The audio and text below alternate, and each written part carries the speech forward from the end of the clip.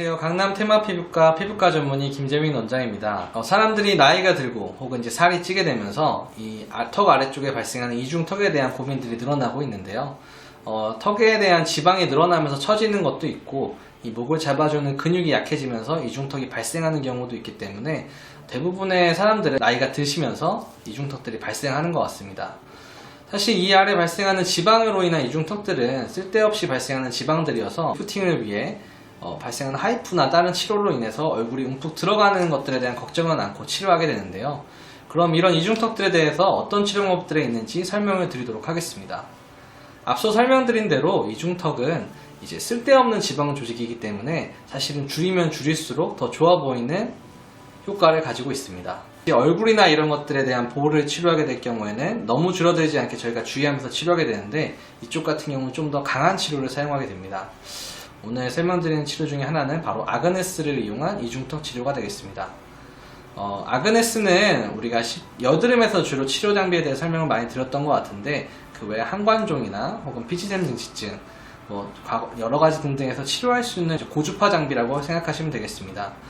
이 장비는 에너지를 피부에 손상 없이 안쪽에 고주파 에너지를 강하게 전달함으로써 안쪽을 파괴시키는 장비라고 보시면 되는데요. 이중턱도 이 안쪽에 있는 지방을 아그네스 침을 찔러서 파괴하는 원리로 치료한다고 보시면 되겠습니다. 대신에 이제 안쪽에 있는 지방을 파괴하는 거기 때문에 일반적인 레이저 치료나랑 다르게 조금 더 강한 마취 방법이 필요한데요. 여기 신경을 마취하는 경우도 있고 혹은 이 안쪽에 좀 더 마취약을 많이 주입하는 주사 마취를 한 이후에 시술이 진행된다고 보시면 되겠습니다. 아그네스를 이용한 이중턱에서 사용하는 바늘침은 세 가지 바늘이 이렇게 솟아오른 형태가 생겼다고 보시면 되는데요. 일단은 마취를 한 변변 내에서 충분한 깊이로 이 침을 찔러 넣고 그 고주파를 발사하는 방식으로 진행이 되게 됩니다.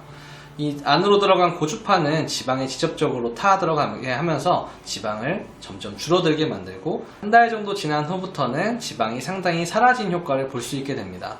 앞서 말씀드렸듯이 이중턱에 발생한 지방은 쓸데없는 지방 조직이기 때문에 저희도 좀 안심을 하면서 레이저 시술을 하게 되고 좀 더 그래서 강하게 시술하는 경우가 많습니다. 따라서 조금 불편하겠지만 주사 마취를 통해서 진행을 하게 되는 것에 대해서 인지를 해주시고요. 만약에 이중턱에 대한 치료를 원하시면 아그네스 치료도 한번 고려해 보시면 좋겠습니다. 두 번째로 이중턱을 위해서 많이 하는 치료는 일반적인 리프팅에서 사용하는 하이프 장비를 이용한 치료입니다.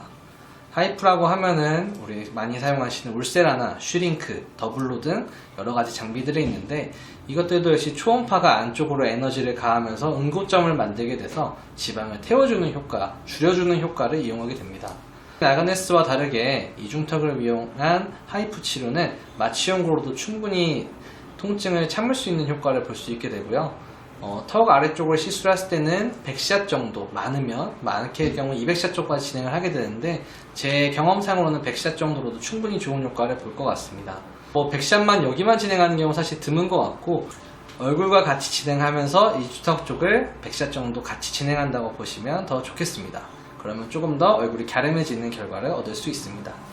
지금까지 이중턱에 대해서 어떤 원리로 생기는지 이에 대해서 치료가 어떤지를 설명을 드렸는데요. 이중턱 조직은 쓸데없는 조직이기 때문에 좀 강한 에너지로 치료해도 크게 문제가 없는 시술입니다. 이중턱은 강한 에너지로 치료가 진행되기 때문에 치료 과정 중에서 살짝 실수가 있을 경우에는 부작용이 발생할 수도 있습니다. 따라서 경험이 많으신 선생님께 충분히 상담을 통해서 본인에게 맞는 치료가 어떤 것인지 부작용에 대한 고민이 있을 경우에 어떤 치료 방법이 더 적절할지에 대해서 한번 상담을 해보시고 본인에게 맞는 적절한 치료 방법을 선택하시고 치료받으시길 바라겠습니다. 감사합니다.